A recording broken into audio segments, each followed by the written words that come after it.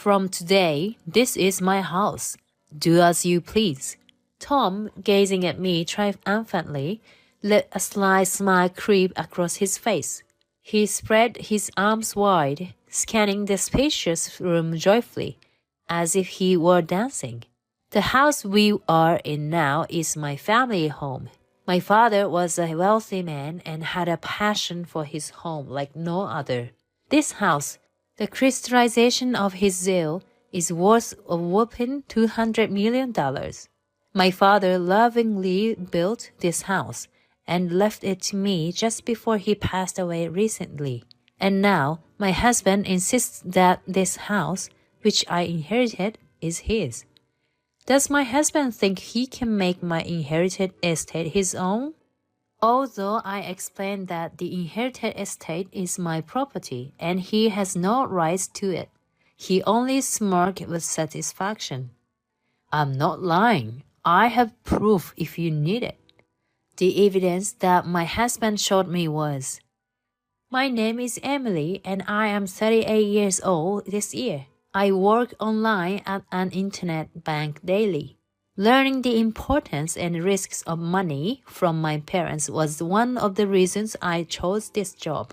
My parents were professionals in asset management, and I grew up in what is typically considered a wealthy family. From an early age, my parents strictly taught me the importance and usage of money. Money is a crucial asset that enriches our lives. Protecting that asset is a responsibility of each and every one of us. These words, which I had heard so much from my father that they could become tiresome, resurfaced in my mind. Even though there were assets in our family, my parents didn't unconditionally give me everything I wanted and seemed to strive to have us live like an average family.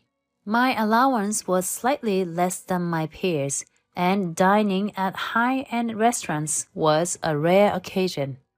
During my childhood, I attended a local public elementary school and didn't go to a costly private one. Since we lived locally, rumors about my large house and my family's wealth spread quickly due to our affluent home and my parents' extensive social circle. Emily, your house is big, isn't it? Are you rich? That must be nice getting anything you want, right? Of course, you have the latest games too, right? Can we all come over to play sometime? The truth was, I didn't get everything I wished for, and I didn't even have expensive toys, let alone the latest game console, but such rumors were common. Honestly, I didn't enjoy these rumors. That's because I thought I was living a normal life just like everyone else. Emily, your family is rich, right? So can you lend me some money? Actually, I accidentally broke Karen's game console and I have to compensate her. I don't have any money right now. Catherine and I had just become classmates in the 5th grade. Didn't you tell your parents? I can't. I'm afraid they'll scold me. That's why I'm asking you, Emily. I was worried that if I refused, it might make school life awkward from tomorrow on. However, I was prohibited from lending money by my parents. I'm sorry, Catherine. I don't have any money right now. When I refused, Catherine left with tears in her eyes. You turned down Catherine's request, didn't you? You're rich, aren't you? Then lend some money to your friend Catherine. She seems to be out of money now. I wondered why I was being involved in this even though I had nothing to do with it. However, I continued to say that I couldn't lend money because I didn't have any. For a while, Karen, who had been listening to my story, said, I get it. Money is more important to you than your friend Kathleen, huh? It's just a worse to abandon a friend. There's no way you don't have money being from a rich family. Why do you lie? You're just the worst. Leaving those words behind, she walked away. That day's event sparked malicious rumors about me to start spreading. Karen and Catherine started spreading baseless lies to others, such as that I had conned money from the two of them and hadn't compensated for the broken game console, and so forth. The teachers who caught wind of the rumors quickly grasped the truth and severely warned the two girls. However, that ended up exacerbating the situation. The malicious rumors from the two escalated day by day, spreading throughout the school, and eventually reached my parents' ears, prompting my father to visit the elementary school. Eventually, a meeting between parents took place, and the situation started moving towards resolution. Since hearing their insincere apologies, I have kept my distance from the two of them. They, on their part, occasionally glance and snicker at me but don't talk to me directly. At dinner that day, with a wry smile, my father advised me as follows. Listen, Emily, say no firmly, because lending money is forbidden by your parents. You don't have to say whether you have money or not. If the other party insists, just say you will ask your parents even though it's forbidden. I've had enough of troublesome matters related to money. I nodded deeply to my father's words. Keeping my father's words in my heart, thereafter, I refrained from bringing up money myself. After graduating from elementary school, I reduced opportunities to invite friends to my house as much as possible and tried to focus on internal qualities in my relationships. After graduating from university, even as a working adult, I paid careful attention to avoid the risk of monetary trouble, focusing on my work and investing all my energy without letting others intrude into my personal life. When I was 28, I met Tom, who is now my husband, through the introduction of one of my few friends. Tom, 1 year younger than me at 27, had an honest personality, speaking about anything from our first meeting, though he looked about 5 years younger than his age. I was drawn to Tom's straightforward and cheerful personality, and after 2 years of dating, we got married. The wedding was celebrated lively with many people, inviting family and friends. My parents, who had been worried about me, who had no romantic experience even after 25, were eagerly awaiting my marriage. When the marriage was decided, they were genuinely happy, providing funds and suggesting that we have a grand celebration. Tom agreed, saying, "It's a once-in-a-lifetime stage. Let's enjoy it to the fullest. Your parents should be happy too."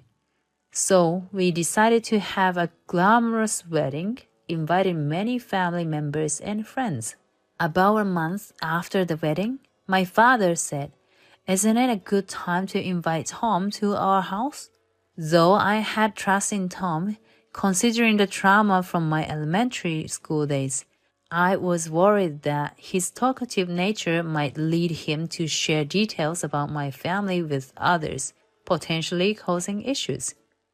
Having been married for a month, I resolved to disclose everything I had hidden thus far about my family and invited Tom to my parents' house. When Tom arrived at my family's house, he stopped in his tracks, oddly astonished, and remained open-mouthed, immobilized by the eye-opening encounter. Emily's family is so wealthy. After the meal and on the way home, Tom was engrossed in asking about my wealth and assets, continually bringing up the topic of money. I told him I didn't know much about the financial situation at home, but I felt uneasy inside. A few months later, I received a call from my mother. "Your father is going to be hospitalized soon." "Hospitalized? Is that okay?" I was lost for words. completely taken aback. Actually, your father hasn't been feeling well lately. He's getting hospitalized for a thorough examination. Did you notice he didn't eat much when you brought Tom over? Reflecting back, I remembered that my father did not eat much that day and seemed somewhat emaciated. So, I have a favor to ask Emily. The detailed examination results will be out this weekend. Can you be there with us? Of course, Mom. I'll be there, so don't worry. I was profoundly concerned about my father. On Saturday, I went to the hospital with my mother. My father seemed cheerful, but somehow he lacked vitality. When I spoke to him, my father greeted me with a gentle smile and said, "Emily, I'm sorry for making you worry. I guess I'm getting old." After some time, I was informed about my father's medical condition by the doctor. It was found that he had cancer in the pancreas, and it was at stage 4. Furthermore, the cancer had already spread throughout his body, making surgery difficult. I was at a loss for words, and my mother was in tears. Why, he always took care of his health. My father silently listened to the doctor's explanation. The pancreas is hidden behind other organs, making it difficult to detect early. Often, by the time it's detected, surgery is difficult and the cancer is hard to cure. Upon returning to the room, my father spoke with a determined expression. "I'm sorry. I want the two of you to live happily from now on." We couldn't stop our tears upon hearing his words of resolve. From that point on, I made it a point to spend as much time as possible with him. Due to the prevailing cold, visits were restricted to family, and he missed spending time with his friends. It seemed he longed for various people to visit our family home. "Emily, even after I'm gone, please cherish that home. I'll be happy if you invite friends and family, creating memories together." My father entrusted me with these wishes. I pondered how to fulfill his desires. Wanting to cherish his wish, I came up with an idea and quickly searched for a renovation contractor to make it a reality. Tom was concerned about me as I would always visit my father on my days off. In reality, due to an issue with our family home, I didn't trust Tom with information about inheritance. "By the way, Emily, how's your father's health?" "To be honest, it's not great." "That must be hard on you alone. Do you want me to help in any way?" His comforting words warmed my heart. My busy days juggling work and hospital visit and exhausted me mentally and physically. But his next words chilled my heart. "Considering the future as your husband, I'd like to know in detail about my father-in-law's financial situation. The property is managed by my father, and if anything happens to him, my mother will take over. So there's nothing I need to discuss with you. But money is important. I consulted with a judicial scrivener I met recently, and he gave me various advice. I think it's better to start discussions early, considering the situation if something happens to your mother too." Hearing Tom talk about my father's assets and hinting at my mother's passing infuriated me and brought back unpleasant memories. My father has a lawyer, a long-time friend.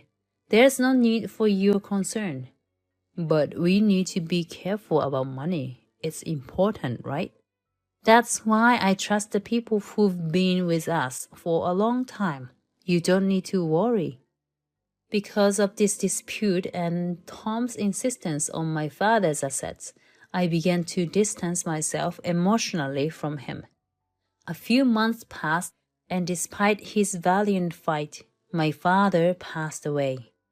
As a result of discussions among family members, In accordance with my father's will, I inherited a mansion worth $4.5 million. However, Tom showed increasing interest in the inheritance.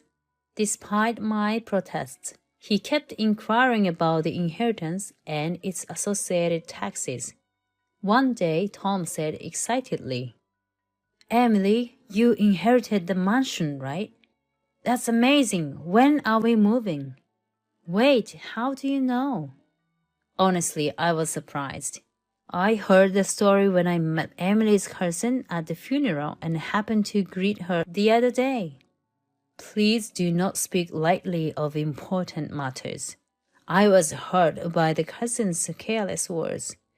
Indeed, we inherited it, but we have no plans to move since it's too big for just the two of us. Why? Why inherit it if you are not going to live there? It's a waste to leave it empty. Let's live in that mansion and have a happy life. The whole family decided not to live there. Why did you decide that without consulting me, your husband? I don't understand. Despite explaining to Tom several times that the inheritance was not commercial property, he did not understand. However, fulfilling my father's last wishes was my goal, and that was more important. Whether he felt I was not responding to his emotions, Tom began to show hostility towards me after that.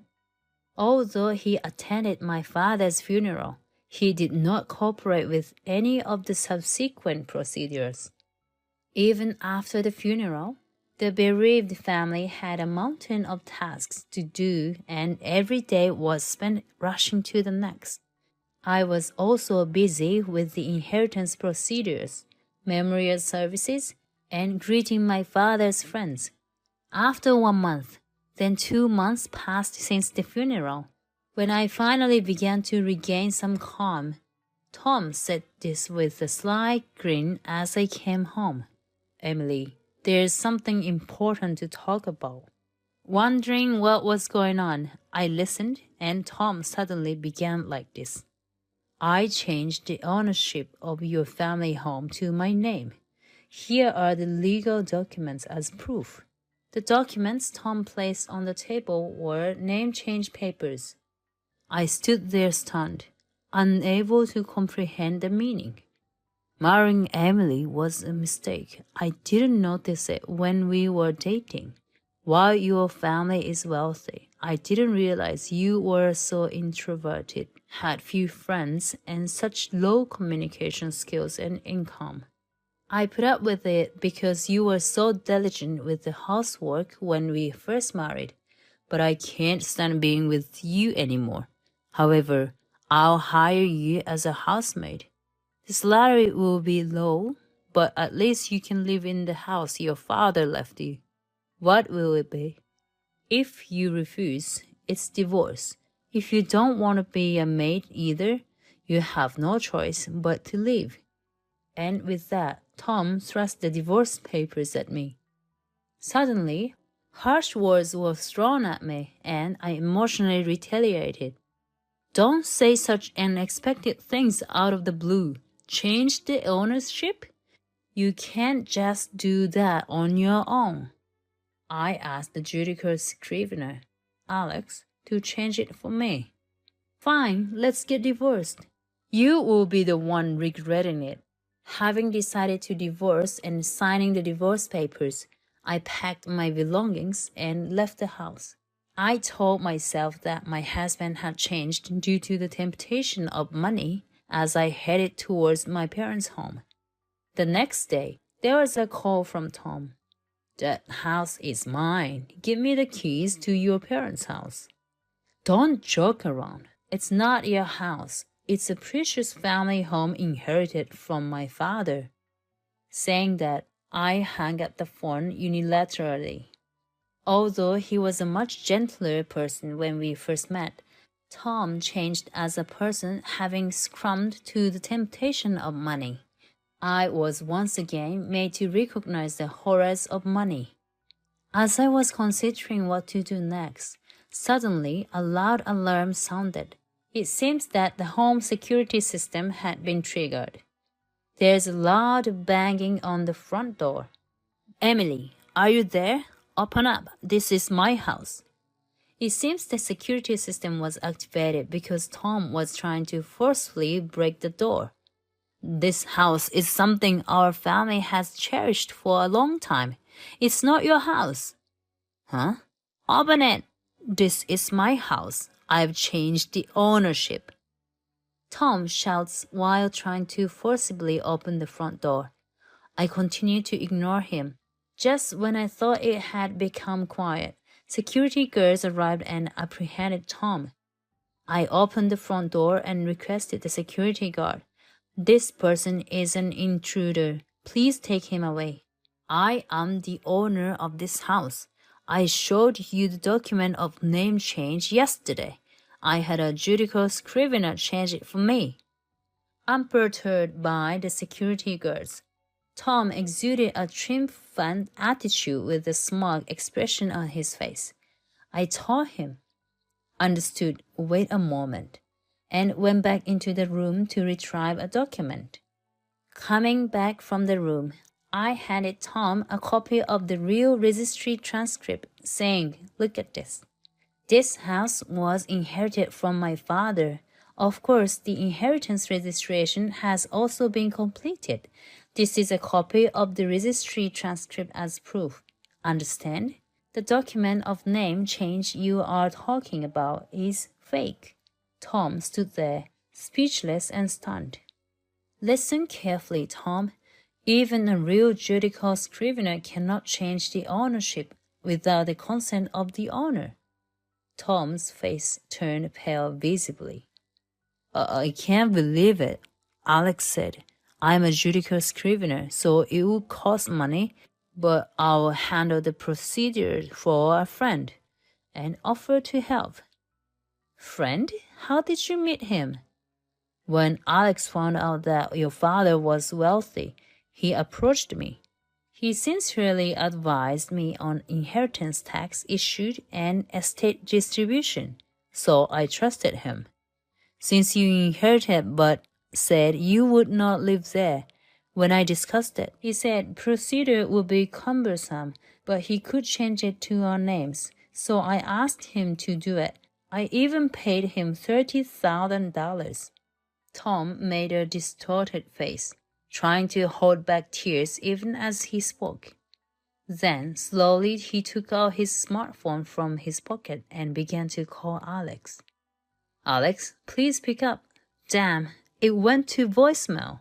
Tom, seemingly unable to give up, keeps calling repeatedly. Damn, no matter how many times I call, it's no use. You are so stupid, buying a meaningless piece of paper for $30,000. You should have researched how to register inheritance and the going rates for expenses. Alex might be a scammer. According to rumors, he's approached others about money and conned them.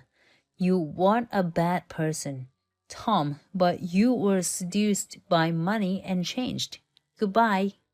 As I tried to close the door, Tom tried to stop me. Emily, please listen. I was wrong. I want to start over. Please reconsider the divorce. It's too late for any words now. Security guard, sorry for the wait. Please escort him out. Tom was escorted away by the security guard. Later, I further enhanced the security to live safely at my parents' house. I also changed my and my mother's mobile numbers, cutting off all contact from Tom. Although Tom visited several times, he stopped coming after being driven away by the security guard each time. 3 months later, on a hot summer day, I held my father's first Memorial Day at our family temple. Then, a familiar figure caught my eye. It was a gaunt, completely exhausted figure, but it was unmistakably Tom. However, I was not surprised to see Tom's emaciated form.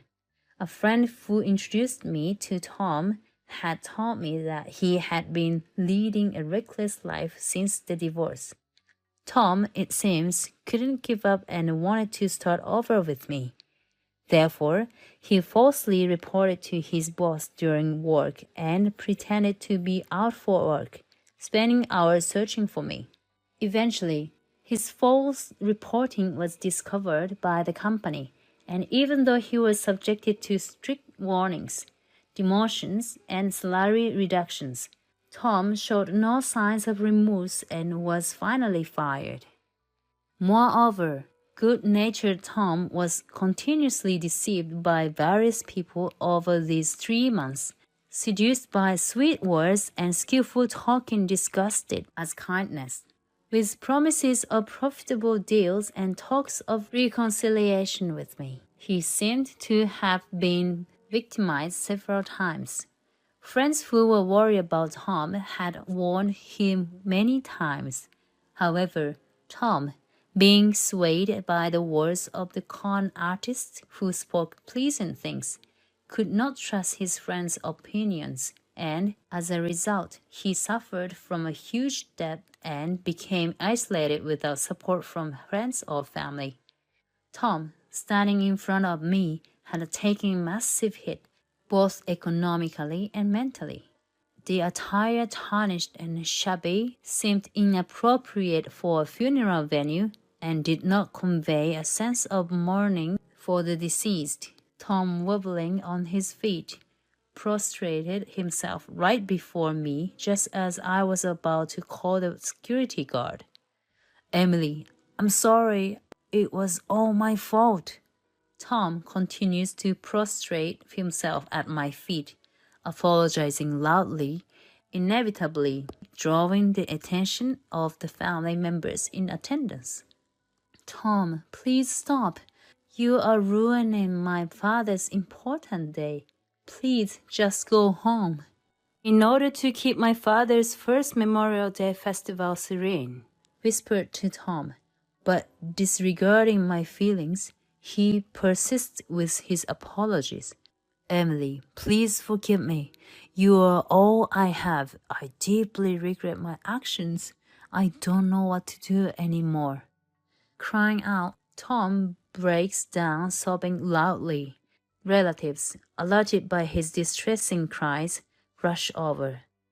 "What happened? He seems to be crying. Is everything okay? Emily, did something happen? Who is this filthy man?" Various voices from the relatives echo around me. Each word heightens something in my chest. A nagging feeling that my father's first Memorial Day festival is being ruined because of me. "Please just stop. Tom, enough is enough. Stop trampling on my feelings during my father's memorial service. From now on, don't involve yourself in my life at all. Security guard, please come over here. This man is stalker. Please take him away." Security rushes over, grabbing Tom firmly by both sides. "Emily, please! Emily, please!" Even while being escorted away by the security guard, Tom continued to call out to me desperately. I apologized to the attending relatives for causing this disturbance. I apologize for the commotion. I'm so sorry for causing trouble, especially when you all came out for my father. Afterwards, I was able to conclude the first Memorial Day festival peacefully and breathed a sign of relief.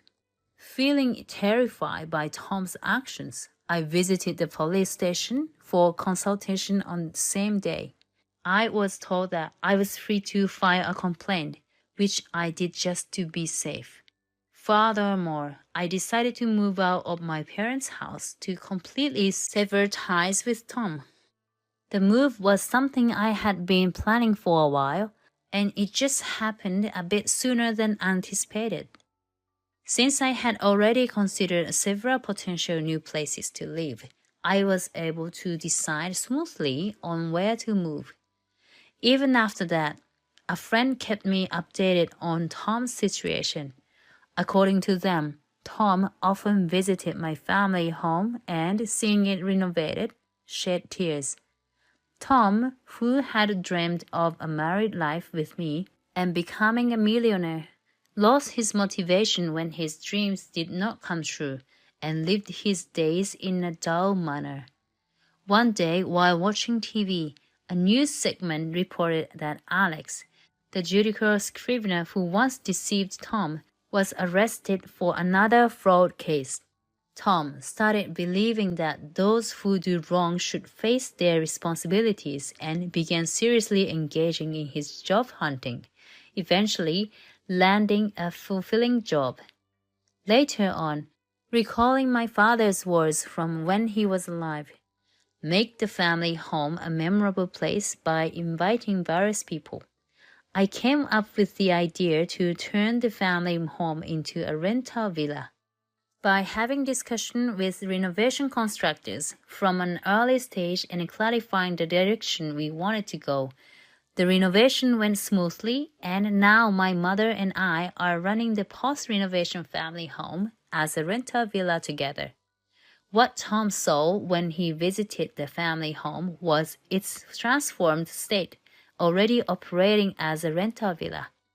The rental villa, blessed with an excellent location and a spacious garden, is loved by many and is running smoothly.